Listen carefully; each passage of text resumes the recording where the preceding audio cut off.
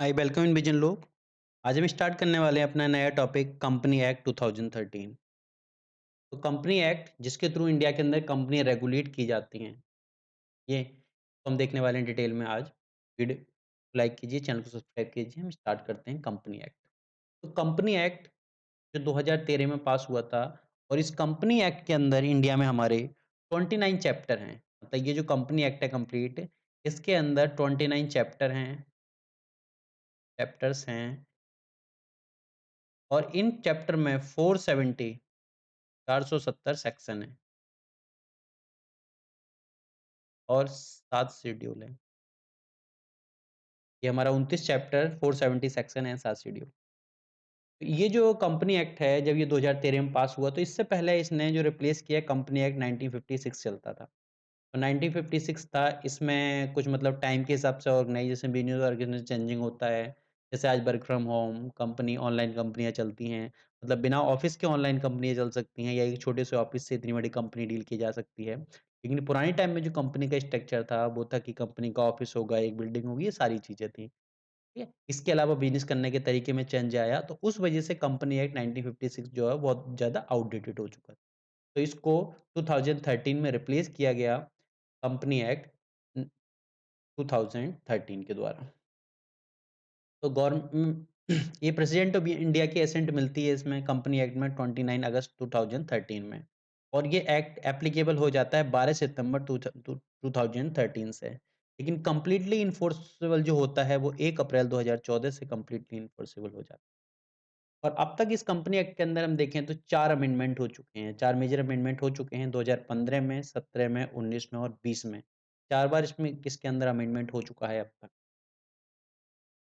तो company act जो है इसका काम होता है regulate the formation and function और corporation company, resolution of company, responsibility of company और इट्स डायरेक्टर। कंपनी को कैसे फॉर्म किया जाना है, क्या-क्या फंक्शन होगी कंपनी के, किस टाइप से डिसॉल्व करेंगे, कंपनी की रिस्पांसिबिलिटी क्या होती है, डायरेक्टर की रिस्पांसिबिलिटी क्या होती है, इन सब चीज़ों को रेगुलेट किया जाता है कंपनी एक्ट 2013। तो इसने एक नया कांसेप्ट को और इंट्रोड्यूस किया था जिसका नाम था हमारा डोरमेंट कंपनी। डोरमेंट कंपनी वो हैं जो कंपनी थी तो, लेकिन अब वो काम नहीं कर रही हैं। उनमें किसी भी टाइप का पिछले 2 साल से कोई बिज़नेस नहीं हुआ है। मतलब वो किसी बिज़नेस में एंगेज नहीं हुई हैं, लेकिन रजिस्टर्ड हैं, ठीक है? तो ऐसी कंपनियों की भी इसमें पे चर्चा की गई थी। और अभी हाल-फिलहाल में बोला गया है कि इस टाइप की काफ़ी कंपनियाँ, कई लाख कंपनियाँ ऐसी हैं जो डोरमेंट कंपनियाँ के अंदर आती हैं, ठीक है? तो उनको अपना जो भी है उनके ऊपर टैक्स लायबिलिटी बनती है, नहीं बनती है, उसकी गवर्नमेंट ने बोला है उसको चेक करने के लिए। और इसके अंदर एक और हमारा स्पेशल फीचर था कि कंपनी एक्ट के अंदर, जैसे हमने देखा कि इससे पहले हम देख चुके हैं सोल प्रोप्राइटर्स। जैसे सोल प्रोप्राइटर में एक पर्सन होता है, वो बिज़नेस को रन करता है। तो यहाँ पर भी कंपनी एक्ट 2013 के अंदर एक कांसेप्ट लेके आया गया वन पर्सन कंपनी के नाम से। वन पर्सन कंपनी के यहाँ पर एक पर्सन ही होगा कंपनी के अंदर, ओनर या मेंबर, ठीक है? वही उस कंपनी को डील करेगा। और तीसरा इसके अंदर ये जो यूनिक फीचर था कॉर्पोरेट सोशल रिस्पॉन्सिबिलिटी का। तो इंडिया एक पहला कंट्री बना जिसने एक लॉ बनाया कॉर्पोरेट सोशल रिस्पॉन्सिबिलिटी के अंदर। उसमें मैंडेटरी किया गया, जो इसके एक्ट का सेक्शन 135 आता है। उसके अंदर सीएसआर कम कॉर्पोरेट सोशल रिस्पॉन्सिबिलिटी को मैंडेटरी किया गया कि इतना उन्हें खर्च करना ही पड़ेगा जो कॉर्पोरेट हैं। तो इस एक्ट में 3 यूनिक फीचर थे। एक तो डोरमेंट कंपनी को इंट्रोड्यूस किया गया इसमें। दूसरी कॉर्पोरेट सोशल रिस्पॉन्सिबिलिटी को लीगली मैंडेटरी बनाया गया ये। इससे पहले था, लेकिन ये किसी एक्ट के थ्रू गवर्न नहीं होता, मतलब लीगली नहीं था ये। ठीक है? मतलब किसी लॉ के थ्रू इसे मैंडेटरी नहीं किया गया था, लेकिन बाद में इस 13 वाले एक्ट में कॉर्पोरेट सोशल रिस्पॉन्सिबिलिटी को मैंडेटरी कर दिया गया। तीसरा कांसेप्ट हमारा वन पर्सन कंपनी का। एक पर्सन भी कंपनी ओन कर सकता है। ठीक है? पहले ये सिर्फ फर्म जो होती है उसको ओन कर सकता था, लेकिन अब वन पर्सन भी कंपनी हो सकती है। ठीक है? तो ये 3 यूनिक फीचर थे जो इसमें इंट्रोड्यूस किए गए।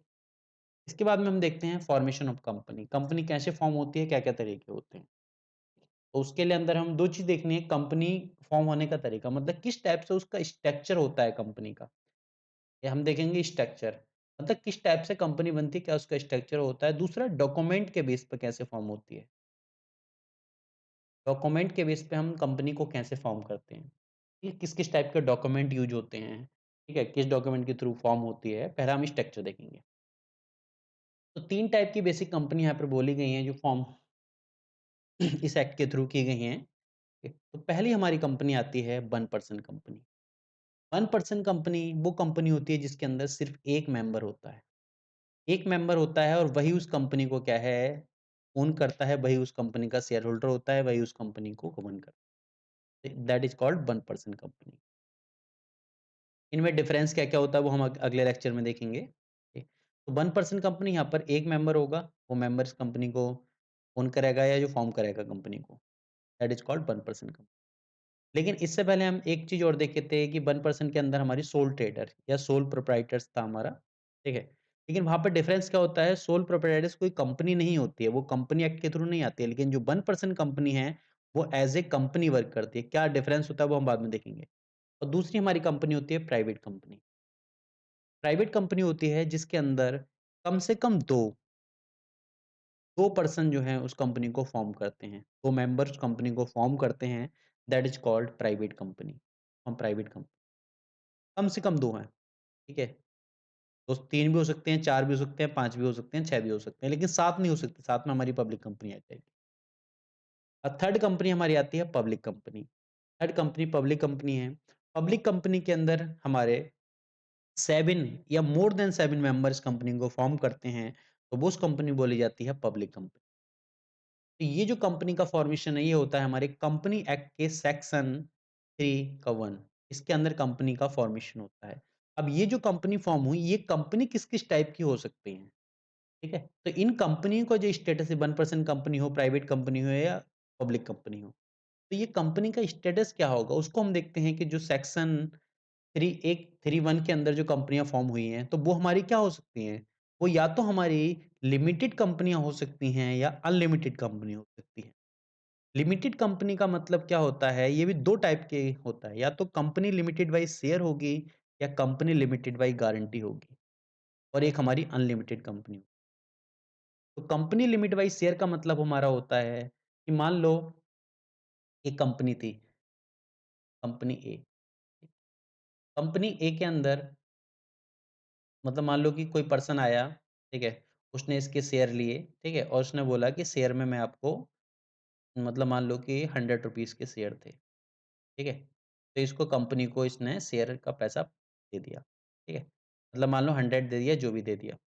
अब कंपनी का किसी वजह से कंपनी की वाइंड अप होती है, जो भी होती है, कंपनी की कुछ लायबल होती है। मतलब कंपनी को मान लो कि पे करने हैं अब किसी को ₹10, तो इस ये तो अपने ₹100 दे चुका है। अब कंपनी इसके पास जाके नहीं माँग सकती। मतलब इस पर्सन ने ये बोला है कंपनी लिमिटेड बाय शेयर। उस पर्सन ने ये बोल दिया कि कंपनी के ₹100 के शेयर मेरे पास हैं, तो कंपनी को ₹100 का पेमेंट मैं करूँगा। मैं या तो आज करूँ या कल करूँ या 50 मैंने अब कर दिए और 50 मैं बाद में करूँगा। कंपनी को रिक्वायरमेंट है ₹150 या ज़्यादा रुपए की, तो कंपनी ये ₹50 कंपनी को पे कर चुका है। कंपनी इसके पास जाएगी, भैया हमें ₹150 की रिक्वायरमेंट, ये क्या बोलेगा? ये बोलेगा कि मेरा जो कंपनी लिमिटेड बाय शेयर था वो ₹100 का था। 50 मैं आपको दे चुका हूँ, 50 और दे सकता हूँ, लेकिन 100 150 नहीं दूँगा, ठीक है? एक हमारी आती है कंपनी लिमिटेड बाय गारंटी। अब ये कंपनी के साथ बनते हैं, यहाँ पे तो शेयर की बात थी, यहाँ पर गारंटी। इन्होंने गारंटी दी थी कि मैं कंपनी को ₹100 पे करूँगा। यहाँ पे तो उन्होंने शेयर लिए थे, यहाँ पर गारंटी दी, गारंटी किसी फॉर्म में हो सकती है हमारी। तो उस गारंटी के बेस पे ये लिमिटेड है इनकी गारंटी, लेकिन अनलिमिटेड कंपनी की होती है, अनलिमिटेड कंपनी में कोई लिमिट नहीं होती। अगर कंपनी ने बोला कि आपको, ठीक है, कंपनी का जो भी शेयर होगे सब बाइंड अप हुए और उसमें पता चला कि कंपनी को कहीं पे मतलब मान लो कि ₹500 देने हैं, तो ए के पास कितने हैं? ₹100 के शेयर लिए हैं अनलिमिटेड कंपनी के अंदर। अनलिमिटेड कंपनियाँ वैसे जनरली इंडिया के अंदर नहीं चलती हैं। इंडिया के अंदर जनरली इनका कोई ज़्यादा प्रचलन है भी नहीं अनलिमिटेड कंपनीज़ का।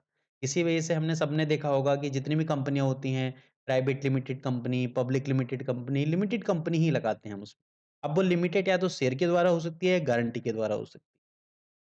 ठीक है? जैसे प्राइवेट लिमिटेड कंपनी है, तो तीनों टाइप की हो सकती हैं, जैसे बात की प्राइवेट लिमिटेड। अब private limited company by share भी हो सकती है, private limited company by guarantee भी हो सकती है और प्राइवेट अनलिमिटेड कंपनी भी हो सकती है।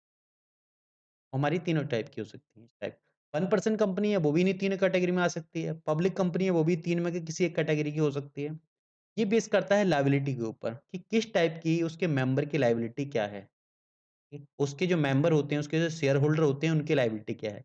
तो ये जो है, इसके अंदर जो लायबिलिटी होती है, वो अनलिमिटेड होती है। ठीक है? अब कंपनी ने अगर मान लो कि इससे को बोला कि ₹100 पे करने हैं, ठीक है? शेयर लिया, जो भी लिया, ये 50 पे कर चुका है इसे।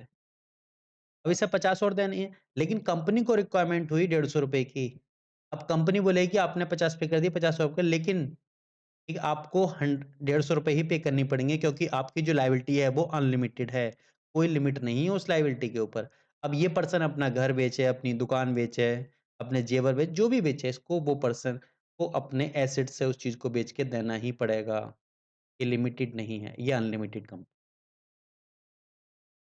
अगला हम देखते हैं कंपनी एक्ट के अंदर और अलग-अलग किस-किस टाइप की हमारी कंपनी होती हैं। कंपनी एक्ट के अंदर जो अलग-अलग टाइप की कंपनी डिफाइन की गई हैं कंपनी एक्ट के सेक्शन 2 में, या इनका जो भी प्रोसीजर रहता है उसको हम देखेंगे। तो पहली कंपनी आती है, इसको हम बोलते हैं पब्लिक कंपनी। पब्लिक कंपनी कोई भी ऐसी कंपनी जो किसी लॉफुल प्रोसेस के थ्रू फॉर्म की गई है, ठीक है, बाय 7 और मोर पर्सन, 7 या 7 से ज़्यादा पर्सन के द्वारा फॉर्म की गई है, उस कंपनी को बोलते हैं हम पब्लिक कंपनी। अब पब्लिक कंपनी के अंदर मतलब कितने लोग फॉर्म करेंगे, कितने लोग बनाएंगे कंपनी को, फॉर्म करेंगे 7 या 7 से ज़्यादा लोग। 7 भी हो सकते हैं, 8 भी हो सकते हैं, 10 भी हो सकते हैं, कितने भी लोग हो सकते हैं, 7 से ज़्यादा ही होंगे, उसी को हम बोलेंगे पब्लिक कंपनी। अब इसकी पहली कंडीशन आती है, ये एक प्राइवेट कंपनी नहीं होती, it is not a private company. ठीक है, ये प्राइवेट कंपनी कैटेगरी में नहीं आती, जो प्राइवेट कंपनी नहीं है वही एक पब्लिक कंपनी हो सकती है। इसके साथ-साथ में कंडीशन है जे minimum paid up share capital. अब जो भी शेयर कैपिटल इसका होगा एज़ प्रिस्क्राइब, जैसे भी इस कंपनी एक्ट के अंदर प्रिस्क्राइब किया गया है उसके अकॉर्डिंग। लेकिन कंपनी एक्ट के अंदर ऐसा कोई प्रोसीजर प्रिस्क्राइब किया नहीं गया है। ये पहले 1956 वाले में था, लेकिन इस वाले में ये नहीं है। पहले लिमिट वगैरह देते थे इसमें कि इतने लाख तक की लिमिट है, लेकिन इस वाले एक्ट में प्रिस्क्राइब नहीं किया गया है। अगली चीज़, number of member is not limited. इसके अंदर नंबर ऑफ मेंबर जो हैं, कितने कंपनी के अंदर नंबर ऑफ मेंबर मतलब शेयर होल्डर हो सकते हैं, ये कोई लिमिट नहीं है। ठीक है? मतलब लिमिटेड नहीं है। इससे पहले क्या था, जो प्राइवेट कंपनी होती है उसके अंदर 200 की लिमिट होती है। लेकिन यहाँ पर 200 की कोई लिमिट नहीं है। 200 से ऊपर भी हो सकते हैं, कम भी हो सकते हैं। यहाँ पर कोई लिमिटेशन नहीं है शेयर होल्डर की। प्राइवेट कंपनी में समझेंगे इस चीज़ को क्या होता है शेयर होल्डर। और अगली चीज़ हमारी आती है security and other interest of any member in public company. जितने भी इसके अंदर मेंबर हैं हमारे, उनकी जो सिक्योरिटी होगी, शेयर जो होंगे, वो फ्रीली ट्रांसफरेबल हो सकते हैं। मतलब वो किसी भी पर्सन को बेच सकते हैं, अपने शेयर को ट्रांसफर कर सकते हैं। ठीक है? इस वजह से हमारे इसमें होते हैं शेयर फ्रीली ट्रांसफर्ड होते हैं। लेकिन प्राइवेट कंपनी इसी वजह से यहाँ पर क्या है, कोई लिमिट नहीं है नंबर ऑफ मेंबर की। ठीक है? प्राइवेट कंपनी में यही चीज़ अपोजिट होती है। अब प्राइवेट कंपनी क्या होती है हमारी? Private company it may be formed for any lawful process, मतलब किसी भी एक लॉफुल प्रोसेस के द्वारा ये फॉर्म की जाती है बाय 2 और मोर मेंबर। 2 या 2 से ज़्यादा मेंबर के द्वारा ये फॉर्म की जाती है। 2 मेंबर या 2 से ज़्यादा होंगे। इसमें पब्लिक कंपनी में 7 या 7 से ज़्यादा थे, यहाँ पर 2 या 2 से ज़्यादा होंगे, ठीक है? अगली चीज़, company having a minimum paid up share capital up to, इसमें भी वही कंसर्न है, अभी प्रिस्क्राइब किया नहीं गया है ये। यहाँ पर जो नंबर ऑफ मेंबर होते हैं इट्स लिमिटेड टू 200। यहाँ पर जो नंबर ऑफ मेंबर हैं वो 200 ही होते हैं, 200 से ज़्यादा इसके अंदर नंबर ऑफ मेंबर या शेयर होल्डर नहीं हो सकते, ठीक है? अब 2 से ज़्यादा शेयर होल्डर नहीं हो सकते यहाँ पर। अब मैं एक एग्ज़ाम्पल देता हूँ कि यहाँ पर मान लो कि पर्सन ए था, कंपनी ए थी मान लो। कंपनी ए के अंदर टोटल हमारे 200 शेयर होल्डर थे। मतलब 200 मेंबर बोला, इसकी लिमिट कितनी है? 200 से ज़्यादा नहीं हो सकते, 200 तो हो सकते हैं प्राइवेट कंपनी के अंदर, ठीक है? अब ये जो ए कंपनी था, ये जो इसके अंदर टोटल दे 200 मेंबर हैं। अब इसमें क्या है, कोई एक मेंबर था जिसका नाम था बी। अब बी ने क्या किए, बी के पास अपने कुछ शेयर पड़े हुए थे, उसने अपने share person C, person D और पर्सन ई को बेच दिए। ठीक है? कुछ शेयर इसको दिए, कुछ शेयर इसको दिए, सी, डी। अब यहाँ पर शेयर होल्डर कितने हो गए? यहाँ पर बी अकेला था, ठीक है? तो बी चला गया तो बच गए 199, लेकिन ये 3 नए आ गए। अब कितने हो जाएँगे? अब हो जाएँगे 202। कितने हो गए? 202 शेयर होल्डर हो गए, 202। लेकिन यहाँ पर लिमिट है कि यहाँ पे 200 से ज़्यादा नहीं हो सकते। इसी वजह से यहाँ पर बोला गया है कि यहाँ पर जो रिस्ट्रिक्शन है, मतलब शेयर ट्रांसफरेबल नहीं है। और दूसरी चीज़, इसी वजह से यहाँ पर बोला गया है कि जो कंपनी के जो मेंबर हैं, मतलब मान लो यहाँ पे जैसे मैंने बताया, तो यहाँ पर एक ने अपने शेयर बेचे 3 को, तो यहाँ पे 2 मेंबर नए ऐड हो गए। तो कंपनी के जो शेयर होल्डर हैं वो बढ़ जाएँगे, तो इस वजह से यहाँ पर रेस्ट्रिक्शन लगाई गई है कि यहाँ पर शेयर होल्डर शेयर ट्रांसफ़र नहीं कर सकता। अगली चीज़, दूसरी कंडीशन हमारी क्या आती है? दूसरी कंडीशन आती है मान लो कंपनी के ही मेंबर ने मतलब कंपनी के ही एम्प्लॉयी ने शेयर खरीद लिए, तो वो उसके अंदर ने मेंबर नहीं माने जाएँगे। उनके पास शेयर ज़रूर हो सकते हैं, लेकिन वो नंबर ऑफ मेंबर की काउंटेशन में नहीं आएँगे। मतलब यहाँ पर वही जो नंबर ऑफ मेंबर हैं, जो not employee and not x employee. ना तो वो एम्प्लॉयी हैं, ना वो एक्स एम्प्लॉयी हैं। इसके अलावा 2 और मोर मेंबर होल्ड शेयर जॉइंटली। अगर 2 या 2 से ज़्यादा मेंबर अगर शेयर होल्ड करते हैं जॉइंटली, तो उनको ट्रीट किया जाएगा एज़ ए सिंगल मेंबर। मतलब मान लो कि A person, B person, C person, ठीक है? इन्होंने जॉइंटली शेयर खरीद रखे हैं, ठीक है? तो इन्हें जो शेयर होल्डर है वो इनको एक ही माना जाएगा, ना कि इनको अलग-अलग माना जाएगा, ठीक है? इस ताकि नंबर ऑफ शेयर होल्डर हमारे इंक्रीज़ ना हो, ठीक है? इसी वजह से यहाँ पर रेस्ट्रिक्शन लगाई गई है, restrict the right to transfer its share. तो अपने शेयर ट्रांसफर नहीं कर सकते उसके लिए रेस्ट्रिक्शन है। इसके अलावा प्रोहिबिट करता है ये any invitation to public to subscribe the security of company. जो कंपनी की अपनी सिक्योरिटी होती है, मतलब जो शेयर होते हैं, तो उनको किसी पर्सन को या पब्लिक को इनवाइट नहीं कर सकते सब्सक्राइब करने के लिए, लेने के लिए, उसको प्रोहिबिट किया है यहाँ पर। A private company can accept deposit from its member up to particular. अपने मेंबर से एक डिपॉजिट ले सकती है लेकिन उसकी लिमिट लगा रखी है। अगली कंडीशन आती है प्राइवेट कंपनी के अंदर हमारी मिनिमम नंबर ऑफ डायरेक्टर जो हैं 2 रहेंगे। कम से कम जो डायरेक्टर रहेंगे वो 2 डायरेक्टर रहेंगे प्राइवेट कंपनी के केस में, ठीक है? लेकिन उसमें कंडीशन ये है कि सिर्फ़ 2 मेंबर उसके 2 डायरेक्टर हो सकते हैं। ऐसा नहीं है कि इसके मतलब मान लो कि 2 मेंबर 2 डायरेक्टर मिनिमम रहेंगे, तो कंपनी ने बोला कम से कम 2 रहने हैं ना, ज़्यादा से ज़्यादा हमने 4 डायरेक्टर बना लिए, ठीक है? 4 डायरेक्टर बना लिए। अब चारों डायरेक्टर क्या थे? कंपनी के जो मेंबर थे, मतलब शेयर होल्डर भी थे चारों। तो इसमें रेस्ट्रिक्शन लगाया है कि मिनिमम नंबर ऑफ 2 डायरेक्टर तो रहेंगे, लेकिन उसमें सिर्फ़ 2 मेंबर हो सकते हैं डायरेक्टर में। मतलब 2 मेंबर को ही 2 डायरेक्टर बनाया जा सकता है। इसके अलावा जो डायरेक्टर रहेंगे वो कंपनी के मेंबर नहीं रहेंगे। ऐसे नहीं कि जितने डायरेक्टर हैं सारे कंपनी के शेयर होल्डर मेंबर को ही बना लिया। अगला हमारी कंपनी आती है one person company. One person company ये भी एक तरह की एक प्राइवेट कंपनी ही होती है। एक प्राइवेट कंपनी ही होती है लेकिन ये कंपनी क्या है? ये वन पर्सन कंपनी है। मतलब प्राइवेट कंपनी में कंडीशन क्या आती है कि 2 या 2 से ज़्यादा मेंबर, 2 या मोर मेंबर। लेकिन यहाँ पर क्या है? यहाँ पर formed by only one person. केवल एक पर्सन ने वो कंपनी फॉर्म की होती है एज़ पर लॉ, ठीक है? अब वो पर्सन इंडियन सिटीज़न और इंडिया रेज़िडेंट होना चाहिए एज़ ए मेंबर, ठीक है? जो पर्सन वो एज़ ए मेंबर है वो इंडियन सिटीज़न और इंडियन रेज़िडेंट होना चाहिए। तो ये जो कांसेप्ट था ये मैंने बताया कि कांसेप्ट अभी आया है, पहले नहीं था। तो वन पर्सन कंपनी का जो कांसेप्ट था वो इंट्रोड्यूस किया गया है कंपनी एक्ट 2013 में, ठीक है? एक कमेटी बनी थी जे ईरानी एक्सपर्ट कमेटी। जे ईरानी एक्सपर्ट कमेटी 2005 में इसने रिकमेंडेशन दी थी और 2013 में कंपनी एक्ट के अंदर वन पर्सन कंपनी का कांसेप्ट आया था। क्योंकि वन पर्सन कंपनी जो है मतलब वर्ल्ड के अलग-अलग कंट्री में ऑलरेडी चल रही थी, लेकिन इंडिया में ये चीज़ कांसेप्ट नहीं था वन पर्सन कंपनी का। तो फिर बाद में जे ईरानी कंपनी ने एक्सपर्ट कमेटी जो बैठी थी उसने रिकमेंडेशन दिया और उसने बोला इस चीज़ को कि वन पर्सन कंपनी होनी चाहिए। क्योंकि मान लो कि पाकिस्तान तक में वन कंपनी का कांसेप्ट था, लेकिन इंडिया के अंदर कांसेप्ट नहीं था वन पर्सन कंपनी का। जैसे हमने पहले देखा था कि वन कंपनी एक पर्सन ओनर है, तो सोल जो प्रोप्राइटरशिप थी उसमें भी तो एक पर्सन ओनर था। तो one person company is different from sole proprietors.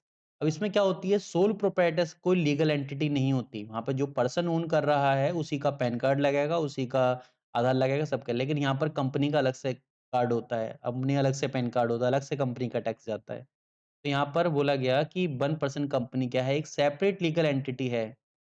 Promoter और कंपनी अलग-अलग हैं दोनों। ऐसा नहीं कि कंपनी घाटे में गई तो पता चले कंपनी घाटे में गई किसी की और कंपनी का जो शेयर होल्डर था उसका घर बिक गया, ऐसा नहीं होगा। ठीक, तो दोनों को अलग-अलग लिया गया है। तो यहाँ पर क्या होगा जो हमारा शेयर होल्डर है कॉर्पोरेट एंटिटी होती है जिसका legal and financial liability is limited to company, ठीक है? उसकी लिमिटेड होती है, ठीक है? लेकिन हमारा सोल प्रोप्राइटर्स क्या था? उसकी लायबिलिटी पे कोई रेस्ट्रिक्शन नहीं है। तो वो उस इंडिविजुअल के ऊपर एक्सटेंड होती है और उसके एसेट के ऊपर। अगर सोल प्रोप्राइटर से घाटे में गई, उसपे ऊपर कर्जा हुआ तो जिसका जो ओनर है या उसका जो होल्डर है, या जो सोल प्रोप्राइटर है, उसका घर बिक जाएगा।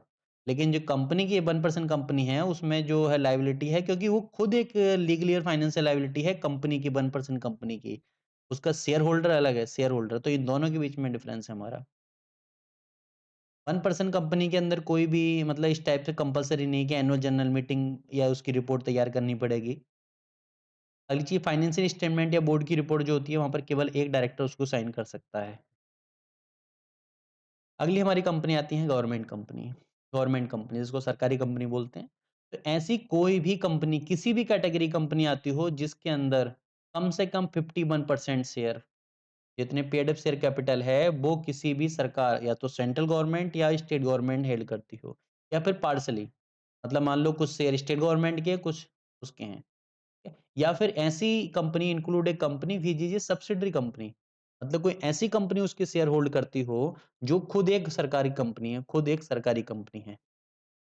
ठीक है? तो जैसे मान लो कि कोई कंपनी ले लो, मान ली कि एलआईसी है। ठीक है? अब एलआईसी गवर्नमेंट की है, तो एलआईसी ने किसी कंपनी एबीसी, ठीक है, एलआईसी एलआईसी के, मान लो कि एलआईसी के सारे शेयर किसके पास हैं? गवर्नमेंट के पास है। ठीक है? अब एलआईसी के शेयर गवर्नमेंट के पास है। एलआईसी ने कोई एबीसी कंपनी खरीद ली, और एलआईसी के जो 51% शेयर हैं, वो इसके पास आ गए, एलआईसी के पास, एबीसी कंपनी के। तो इसको भी क्या बोलेंगे? ये भी हमारी गवर्नमेंट कंपनी बोली जाएगी इसकी। ठीक है? क्योंकि एलआईसी जो इसकी गवर्नमेंट गवर्नमेंट कंपनी है, जो एक सब्सिडरी किसकी है? तो उसकी सब्सिडरी होगी, इस वजह से उसको गवर्नमेंट कंपनी बोली। लेकिन गवर्नमेंट कंपनी क्या है? वो डिपार्टमेंट गवर्नमेंट नहीं होता है। गवर्नमेंट कंपनी अलग है, डिपार्टमेंट गवर्नमेंट अलग है। एक केस हुआ था 2003 के अंदर। 2003 में एक केस हुआ था, इस केस 2003 में, ठीक है? केस था हमारा एके बिंदल का। AK Bindal versus Union of India का केस हुआ था। तो यहाँ पर सुप्रीम कोर्ट के पास गया था केस ये। सुप्रीम कोर्ट ने बोला था कि जो भी हमारे एम्प्लॉय ऑफ गवर्नमेंट कंपनीज होते हैं, वो गवर्नमेंट सर्वेंट नहीं होते। ठीक है? उनका कोई भी लीगल राइट टू क्लेम नहीं होता कि गवर्नमेंट उनको, सरकार उनको सैलरी पे करेगी। ठीक है? वो जो रिस्पॉन्सिबिलिटी होती है, वो कंपनी की होती है, उस गवर्नमेंट कंपनी की रिस्पॉन्सिबिलिटी होती है उनकी सैलरी पे करना, ना कि सरकार की रिस्पॉन्सिबिलिटी है। ये AK Bindal versus Union of India के केस में सुप्रीम कोर्ट ने बोला था 2003 में। अगली कैटेगरी हमारी आती है फॉरेन कंपनी। फॉरेन कंपनी इस टाइप कंपनी होती हैं जिनका जो भी हमारा इंडिया से बाहर होता है, ठीक है? इंडिया से बाहर होता है, मतलब फॉरेन कंपनी बोली जाती है। वो किसी भी मोड के चल फिजिकली चल रही हैं, इलेक्ट्रॉनिक मोड के ज़रिए चल रही हैं, किसी भी तरह अपना बिज़नेस चला रही होती हैं। अगली हमारी आती है type of company based on liability. Liability के बेस पे हम अलग-अलग टाइप देखते हैं, तो ऑलरेडी मैं इस चीज़ को थोड़ा-सा डिस्कस कर चुका हूँ। जिसमें हमारी एक होती है अनलिमिटेड कंपनी, एक होती है हमारी लिमिटेड कंपनी। तो अनलिमिटेड कंपनी होती है जिनकी company not have any limit of liability of its member. Company की जो है उसके मेंबर की जो लायबिलिटी है वो लिमिटेड नहीं होती, वो अनलिमिटेड होती है। कोई लिमिट फिक्स नहीं होती। अगर कंपनी को लॉस हुआ, मान लो किसी कंपनी का मैंने बताया था कोई एबीसी कंपनी है, उसको अगर लॉस हुआ, ठीक है?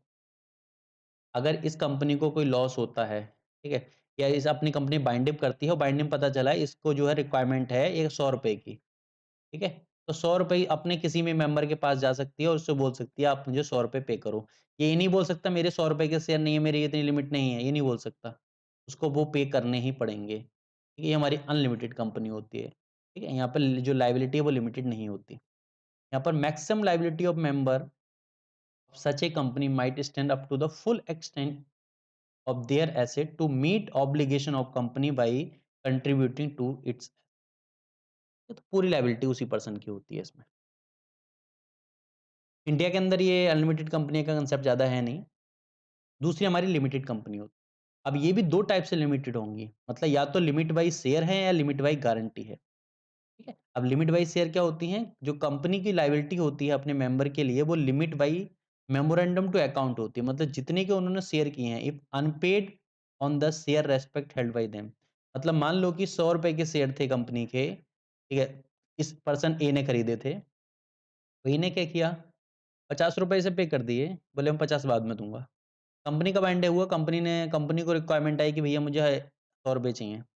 ये कंपनी इसके पास जाएगी, भैया 100 रुपए दे दो, तो इसने कहा मैं 100 रुपए की दूं, मैंने 100 रुपए के शेयर खरीदे, 50 में दे चुका हूँ, 50 ही तो दूंगा मैं, 100 क्यों दूंगा? क्यों? क्योंकि ये लिमिटेड है, ठीक है, यहाँ पर लिमिट लगी हुई है। लेकिन ये अनलिमिटेड होती तो क्या होता, 100 रुपए की रिक्वायरमेंट है, 100 देना पड़ेंगे आपको। अब आप घर बेचो, दुकान बेचो, जो भी बेचो, बेच के दे दो। लेकिन यहाँ पर क्या है, यहाँ पर क्या हो गई, इनकी लिमिट हो गई कि इसको इसको 50 ही देगा बस। दूसरी होती है हमारी कंपनी लिमिटेड बाय गारंटी। अब गारंटी में क्या होती हैं, जो कंपनी की जो लायबिलिटी होती है of its member, limit by memorandum to such amount as member में respect undertake to contribute the asset of company in event of its being wind up. जब वो वाइंड अप करते हैं, अपनी वाइंड अप करते हैं, तब उनके एस्पेक्ट में जो भी उन्होंने गारंटी दी होती है, ठीक है, जो भी बोला होता है कि हम इतना, जितनी भी उनकी अंडरटेकिंग होती है, उसके अकॉर्डिंग वो कंपनी को पे करते हैं, वो भी हमारे लिमिटेड होती है। तो ये हमारी थी types of company based on liability. Video को लाइक कीजिए, चैनल को सब्सक्राइब कीजिए। Thank you everyone.